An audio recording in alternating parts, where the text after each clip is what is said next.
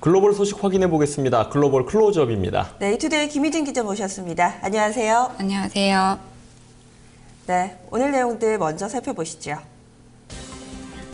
M&A 호재와 지표 부진으로 인해 간밤에 뉴욕 증시가 혼조세를 보였습니다.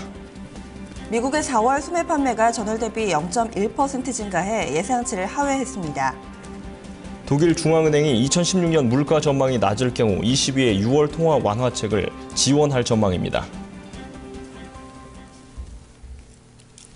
네, 간밤에 뉴욕 증시는 M&A 호재에도 불구하고 혼조세였네요. 네, 13일 뉴욕 증시는 혼조세로 장을 마감을 했습니다. S&P 500 지수는 0.04% 올랐고요. 다우 지수는 0.12% 올랐고 나스닥 지수만 0.33% 하락을 했습니다.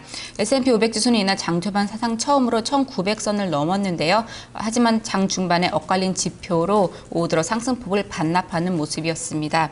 나스닥 지수는 고점 논란 속에 기술주 중심의 매물이 나왔고 지표가 기대에 미치지 못한 게 부담으로 작용하면서 하락 마감을 했습니다. 네, 그랬군요. 그리고 경제 지표들 살펴볼게요. 먼저 소매 판매 어떻게 발표되나요? 네, 미국의 지난달 소매 판매 증가세가 예상에 미치지 못하는 것으로 나타났습니다. 미상무부는 지난 4월 소매 판매가 전월 대비 0.1% 증가했다고 발표를 했는데요. 이는 시장 전문가들이 예상한 증가율인 0.4%를 밑도는 수준입니다. 지난달 자동차와 가스를 제외한 소매 판매는 0.1% 감소를 해서 0.5% 증가할 것으로 내다봤던 시장 전망치를 크게 하회했습니다.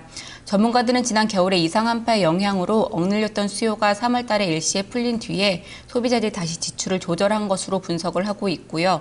그러나 고용 개선과 주택 가격 상승, 유통업체들의 4월 매출 증가세를 보면은 가계 지출이 곧 증가세를 되찾을 것으로 보인다고 전문가들은 전망을 하고 있습니다. 네, 미국의 4월 수입 물가도 보겠는데요. 예상치를 하회했네요. 네, 그렇습니다. 지난 4월 미국의 수입 물가가 예상치를 웃도는 하락세를 보이면서 5개월 만에 하락세로 다시 전환을 했습니다. 13일 미 노동부는 4월 수입 물가가 전월 대비 0.4% 낮아졌다고 발표를 했습니다. 이는 마켓워치 조사치는 0.1% 하락이었고요. 월스트리트 저널의 조사치는 0.4% 증가였습니다. 4월 수입 물가는 전년 대비로는 0.3% 하락을 했습니다. 구체적으로는 에너지 가격 하락이 수입 물가 하락을 견인을 했는데요. 4월 석유 가격은 0.7% 하락을 했고요. 천연가스 가격은 18.5% 급락을 했습니다.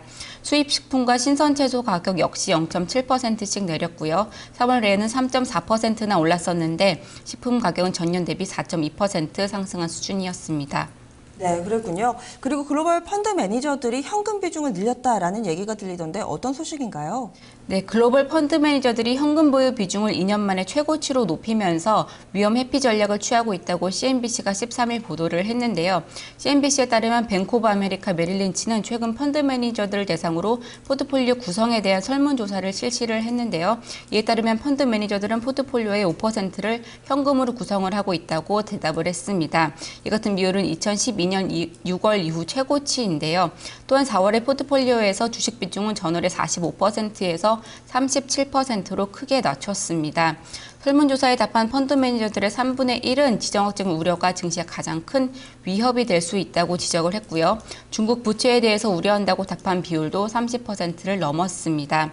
업종별 투자 비중도 펀드 매니저들의 위험 회피 현상이 강해졌음을 보여줬는데요. 응답자들의 15%는 유틸리티와 에너지 등의 경기 방어주에 대한 투자를 늘리고 있고 8%는 기술주와 은행주에 대한 투자를 줄였다고 대답을 했습니다. 이와 관련해서 아시아 자산운용사인 니코 에셋 매니지먼트는 지난달 3년 만에 처음으로 주식에 대한 비중 확대 전략을 수정했다고 밝힌 바 있습니다. 네, 이어서 유럽 증시 마감 상황 살펴보겠는데요. 경기 부양 기대감이 작용을 했네요. 네, 그렇습니다. 유럽의 주요 증시가 주요 기업들의 실적 호조와 경기 부양책에 대한 기대감으로 상승하면서 장을 마감을 했습니다. 영국 지수는 0.3% 상승한 6,873.08로 장을 마감했고요. 종가 기준으로는 1999년 이후 최고치입니다. 프랑스 지수는 0.25% 올랐고 독일 지수는 0.54% 올랐습니다. 독일 중앙은행인 분데스방크가 22의 경기 부양책을 지지할 거란 보도가 나오면서 주가 상승을 견인한 것으로 보이고요. 또한 기업들 실적도 좋게 나왔습니다. 네, 그 밖에 유럽 증시에서 눈여겨볼 만한 이슈 어떤 것 있었나요? 네, 독일의 중앙은행이 유로존의 2016년 물가 전망이 낮게 나올 경우에 ECB의 6월 통화 완화 정책을 지원할 수도 있다는 보도가 나왔습니다. 13일 월스트리트 저널은 한 소식통을 인용해서 내달 5일 발표 예정인 유로존의 물가 전망이 하락을 한다면 독일 중앙은행이 ECB의 통화 완화 정책에 반대하던 기존 입장을 선회해서 ECB의 정책을 지원할 방침이라고 보도를 했는데요. 특히 분데스방크가 유로존의 2016년 물가 전망이 현재보다 하향 조정될 것으로 예상을 하고 있어서 저인플레이션을 타개하겠다는 ECB의 통화 완화 정책을 지원하기로 했다는 소식입니다. 또한 분데스방크는 대규모 양적 완화 시행에는 여전히 반대하는 입장이지만 정책 도구 중에서도 영내 은행들에 대한 무제한 대출 프로그램의 기한 연장과 자산 유동화 증권의 매입 등의 ECB 정책을 지원할 예정입니다. 이에 대해서 월스트리트 저널은 분데스방크의 이러한 입장 변화로 마리오 드라기 ECB 총재가 다음 달 기준금리 인하 또는 예금금리 인하를 결정하는 데 큰 힘이 될 것이라고 분석을 했습니다. 네, 중국 소식 하나 더 보겠는데요. 중국의 4월 산업 생산이 예상보다 부진했네요. 네, 그렇습니다. 중국의 산업 생산 증가세가 금융위기가 휩쓸던 2009년 이후 5년 만에 최저 수준으로 둔화되는 것으로 나타나서 중국 경제에 대한 비관론이 다시 고개를 들고 있는 상황입니다. 소매 판매 역시 예상치를 밑도는 수준으로 발표가 됐는데요. 13일 중국 국가통계국에 따르면 중국의 4월 산업 생산이 전년 대비 8.7% 증가한 것으로 집계가 됐습니다. 이는 전월의 8.8%, 시장 전망치인 8.9%를 모두 밑도는 수준으로 2009년 4월 이후 최저치이고요. 같은 기간 소매 판매도 11.9% 늘어나는데 그쳐서 12.2%의 전망치에 못 미쳤습니다. 월간 증가율로는 2008년 12월 이후 최고치이고요. 중국 경제의 핵심 지표인 철도, 도로, 항만, 공항 등의 기반 시설을 두루 포함하는 고정자산 투자 지표도 부진하게 나왔습니다. 1월에서 4월까지의 중국의 도시 고정자산 투자는 전년 동기 대비해서 17.3% 늘었는데 역시 전문가들이 예상한 17.7%에 미치지 못했습니다. 이와 관련해서 CNBC는 전문가들은 중국 경제가 소프트 패치 국면에 빠져 있음을 방증하는 것이라고 해석을 했다고 보도를 했고요.